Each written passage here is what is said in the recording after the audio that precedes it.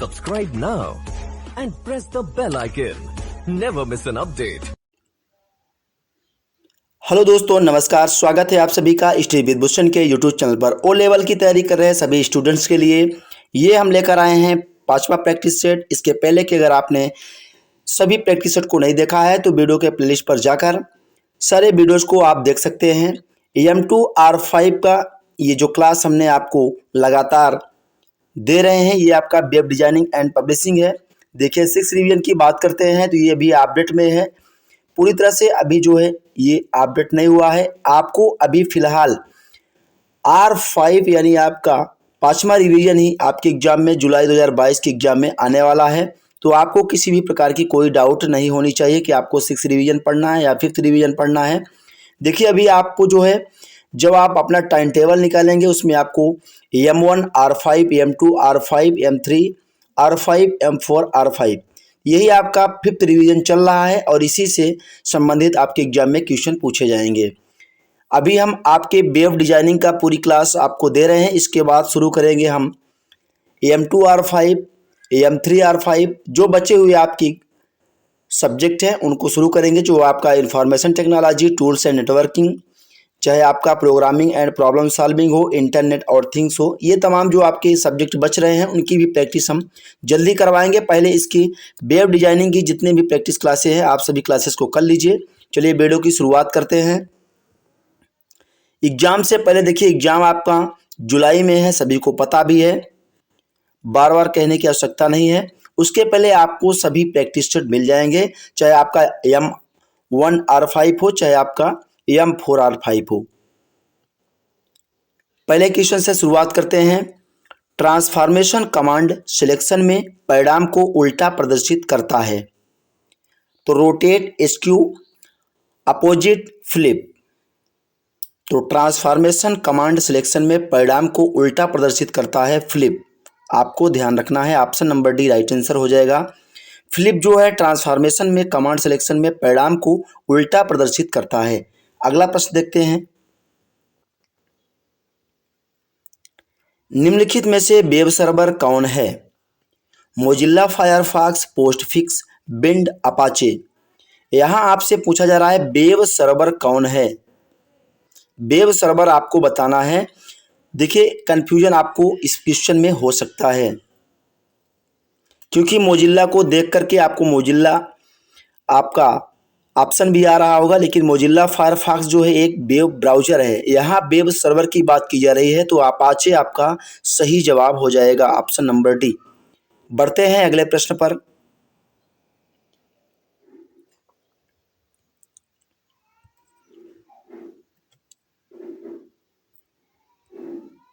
अगला प्रश्न है आपका, जब हम इस टैग का प्रयोग करते हैं इमेज ARC इक्वल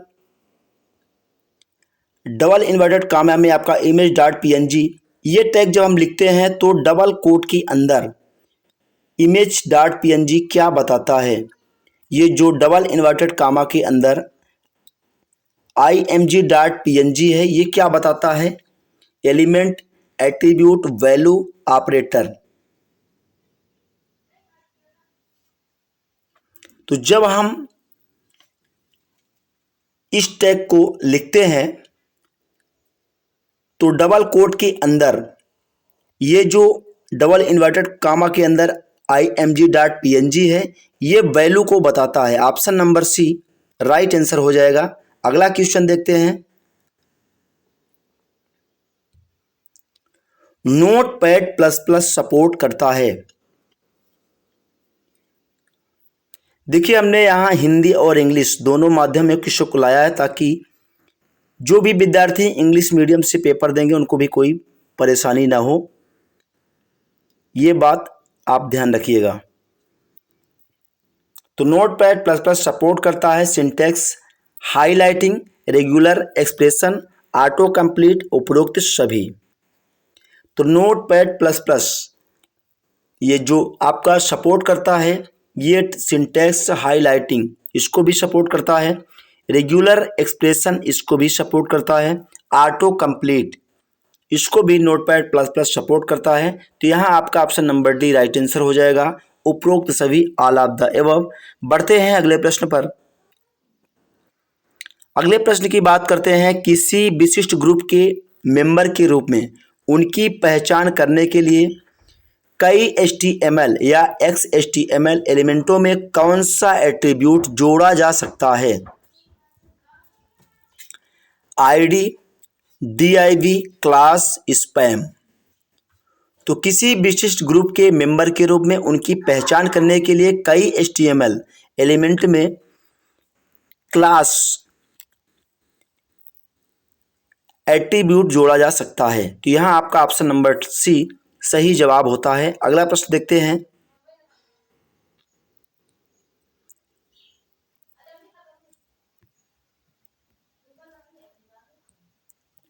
एक वेब पेज एक चित्र प्रदर्शित करता है। उस चित्र को प्रदर्शित करने के लिए कौन सा टैग प्रयोग किया गया है? Picture, image, IMG, SRC। तो एक पेज एक चित्र प्रदर्शित करता है, उस चित्र को प्रदर्शित करने के लिए कौन सा टैग प्रयोग किया गया है?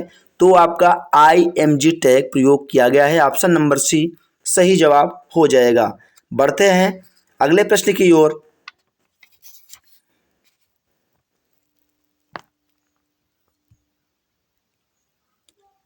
कौन से मेनू में पिक्चर का ब्राइटनेस और कलर एडजस्ट करने के लिए कमांड शामिल होते हैं? Filter, image, select, layer. तो आपको वो मेनू बताना है जिसमें पिक्चर का ब्राइटनेस और कलर एडजस्ट करने के लिए कमांड शामिल होते हैं। तो आपका इमेज आपका राइट आंसर हो जाएगा।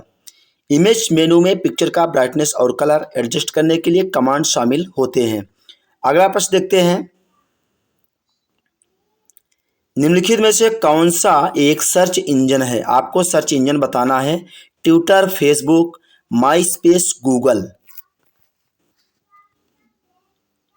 तो सर्च इंजन आपको बताना है। आपको बाखूबी पता होगा गूगल एक सर्च इंजन है, याहू एक सर्च इंजन है। तो तमाम चीज़ें आपको ध्यान रखनी है। फेसबुक, ट्विटर ये सोशल मीडिया हैं, इसके द्वारा आप मैसेज कर सकते हैं, ये सर्च इंजन नहीं है। इंटरनेट प्रोटोकॉल इंजन का उपयोग करता है। तो इंटरनेट किस प्रोटोकॉल इंजन का उपयोग करता है? SLIP, HTTP, TCP, IP, PPP।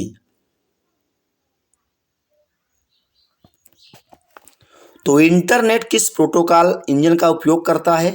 तो TCP IP प्रोटोकॉल इंजन का उपयोग करता है इंटरनेट। देखिए TCP जो आपका होता है ट्रांसमिशन कंट्रोल इंटरनेट प्रोटोकॉल, ये भी एक HTML जैसे आपका लैंग्वेज होता है उसी प्रकार का ये भी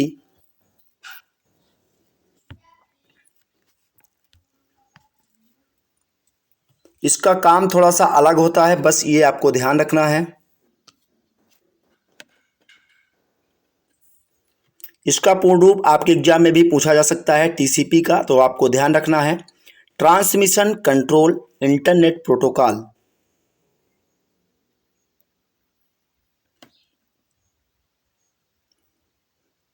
तो यहाँ आपको IP का इंटरनेट प्रोटोकॉल ये ध्यान रखना है और TCP का ध्यान रखना है आपको ट्रांसमिशन कंट्रोल प्रोटोकॉल। तो यहाँ दोनों चीज़ें आपकी क्लियर हो गई हैं। तो TCP अगर आपके एग्जाम में पूछा जाए, उसका पूरा अर्थ पूछा जाए या फुल नेम, तो आपको ध्यान रखना है ट्रांसमिशन कंट्रोल प्रोटोकॉल। और IP की अगर बात की जाए तो आपको इंटरनेट प्रोटोकॉल ध्यान रखना है। यहाँ इंटरनेट TCP या IP प्रोटोकॉल इंजन का उपयोग करता है, बस ये बात आपको ध्यान रखनी है। बढ़ते हैं अगले प्रश्न पर। नीचे दिए गए कोड का क्या आउटपुट होगा? तो जो कोड ये दिया गया है आपको, P strong background dot colour double dot के साथ एलो, उसके बाद कोष्टक को बंद कर दिया गया। ये जो कोड दिया गया है ये आउटपुट क्या देगा ये आपको बताना है। Strong have yellow background, strong element within a P element have a yellow background, both P and strong have yellow background, none of the mention उपरोक्त में से कोई नहीं।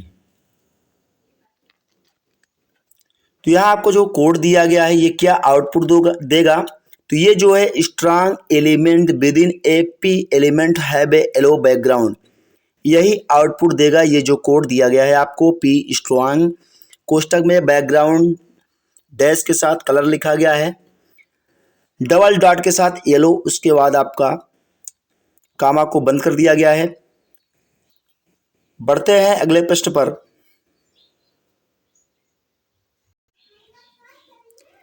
निम्न में से कौन सा सिलेक्टर एक एलिमेंट सिलेक्ट करता है यदि उसका चाइल्ड उसके पेरेंट का हो।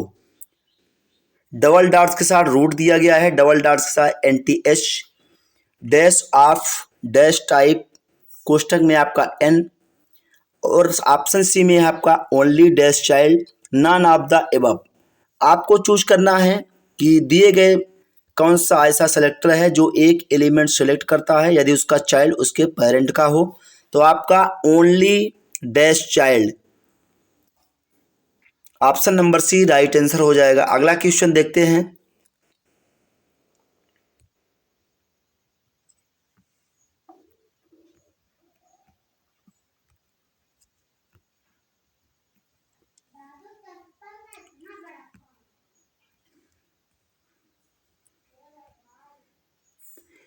ग्राफिक एडिटिंग परफॉर्म की जाती है मौजूदा इमेज के एट्रीब्यूट को बेहतर बनाने के लिए, इमेज के अवांछित भागों को हटाने के लिए, स्पेशल इफेक्ट को जोड़ने के लिए, वास्तविक फोटोग्राफी के साथ संभव नहीं है। ऑप्शन डी है आपका उपरोक्त सभी। तो ग्राफिक एडिटिंग परफॉर्म की जाती है मौजूदा इमेज के एट्रीब्यूट को बेहतर बनाने के लिए, ये बात आपकी सही है। इमेज के वांछित भागों को हटाने के लिए, ये भी बात आपकी सही है। और स्पेशल इफेक्ट को जोड़ने के लिए वास्तविक फोटोग्राफी के साथ संभव नहीं है। तो यहाँ आपकी आप सभी बातें सही लिखी गई है ग्राफिक एडिटिंग को लेकर। तो ऑप्शन नंबर डी आपका राइट आंसर हो जाएगा, उपरोक्त सभी। उपरोक्त सभी के साथ ग्राफिक एडिटिंग परफॉर्म की जाती है। अगला क्वेश्चन देखते हैं। डायनामिक वेब पेज बनाने के लिए निम्नलिखित में से किसका उपयोग नहीं किया जाता है। PHP, ASP.NET, JSP, नॉन, यानी कोई नहीं। तो डायनामिक वेब पेज बनाने के लिए इनमें से किसी का उपयोग नहीं किया जाता है। ऑप्शन नंबर डी आपका राइट आंसर हो जाएगा। अगला क्वेश्चन देखते हैं।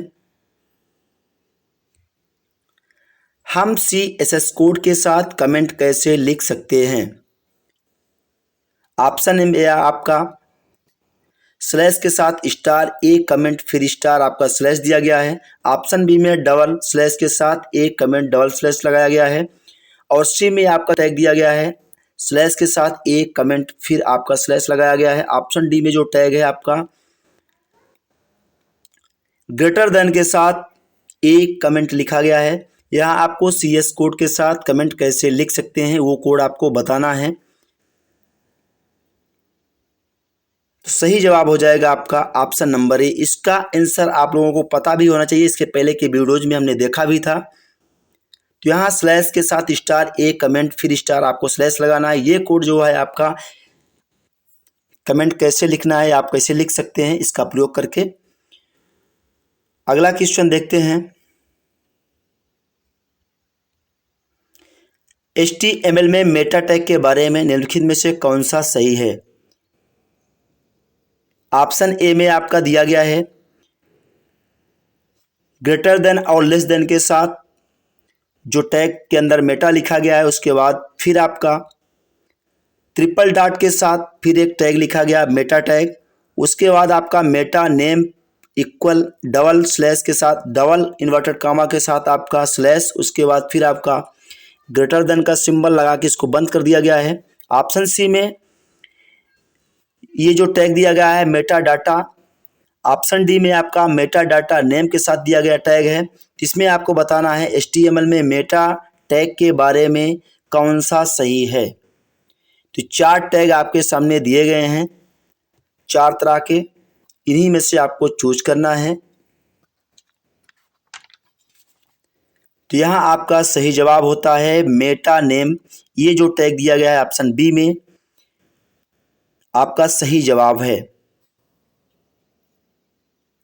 मेटा टैग में आपसे जब भी पूछा जाए तो ये बात आपको ध्यान रखना है, इसी टाइप से आपको लिखना भी है। ये मेटा टैग आपको याद रखना है। आपके वेब पेज पर कौन सा टैग एक लाइन को हॉरिजॉन्टल में इंसर्ट करता है? HR tag, line direct, horizontal tag और ऑप्शन डी में है आपका TR टैग।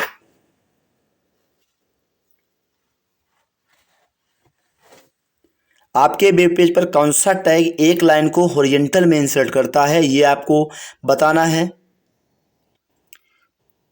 तो वेब पेज पर HR आपका जो टैग दिया है एक लाइन को हॉरिजॉन्टल में इंसर्ट करता है, तो इस टैग का प्रयोग करेंगे आप। अगला देखते हैं, निम्न में से एक नोटपैड के द्वारा सपोर्ट नहीं किया जाता? Read text, right text, read and right text, graphics. तो चार ऑप्शन में से वो आपको ऑप्शन चुनना है जिसके द्वारा एक नोटपैड के द्वारा सपोर्ट नहीं किया जाता। तो ग्राफिक्स आपका नोटपैड के द्वारा सपोर्ट नहीं किया जाता है, ऑप्शन नंबर डी आपका राइट आंसर हो जाएगा। अगला प्रश्न देखते हैं,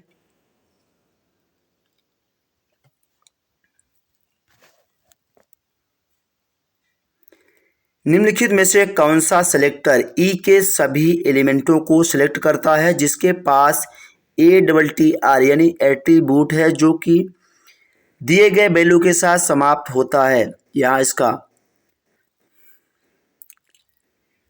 वैल्यू आपको बताना है जिसके साथ समाप्त होता है। ऑप्शन ए में आपकी वैल्यू दी गई है ई के साथ ATTR इक्वल वैल्यू। यहाँ आपका ई के साथ कोष्टक को बंद किया गया है ATTR डॉलर के साथ वैल्यू जो लिखी गई है। ऑप्शन सी में जो वैल्यू दी गई है आपकी ई के साथ ATTR स्टार इक्वल वैल्यू, फिर आपका कोष्टक बंद कर दिया गया है। उसके बाद ऑप्शन डी में है आपका उपयुक्त में से कोई नहीं। तो वो सिलेक्टर आपको बताना है जो ई के सभी एलिमेंट को सिलेक्ट करता है जिसके पास एट्रीब्यूट है जो दिए गए वैल्यू के साथ समाप्त होता है। तो यहाँ वैल्यू आपको चार ऑप्शन है, चार तरह की वैल्यू दी गई है। ये वैल्यू आप देख सकते हैं जो आपके ई के साथ दी गई हैं। तो यहाँ आपका सही जवाब होता है ऑप्शन नंबर बी। ये जो ई के साथ वैल्यू लिखी गई है ATTR डॉलर इक्वल वैल्यू, उसके बाद आपका कोष्टक बंद कर दिया गया है। बड़ा छोटा मझला कोष्टक ये सभी कोष्टक आप समझते ही होंगे, लेकिन आपको इस तरह की वैल्यू इनपुट करनी होती है। तो यहाँ आपका सही जवाब हो जाएगा ऑप्शन नंबर बी। बढ़ेंगे अगले क्वेश्चन पर। HTML फाइल के लिए वैध एक्सटेंशन नहीं है। .htm, .phtml, .xml, .shtml। तो HTML फाइल के लिए वैध एक्सटेंशन नहीं है। तो नहीं की बात की गई है, इसको आपको ध्यान रखना है। HTML फाइल के लिए वैध एक्सटेंशन नहीं है। तो ये .xml ऑप्शन नंबर सी आपका सही जवाब हो जाएगा। देखिए ये भी एक प्रकार का मार्कअप लैंग्वेज है। इसकी खासियत ये है कि ये जो है डाटा को स्टोर करता है और उसको ऑर्गेनाइज करता है। और HTML का क्या काम है कि ये जो है इसका काम सिर्फ यही है कि डाटा को जो है डिस्प्ले करता है वेब पेज में। तो ये आपको दोनों में अंतर ध्यान देना है। बढ़ते हैं अगले प्रश्न पर।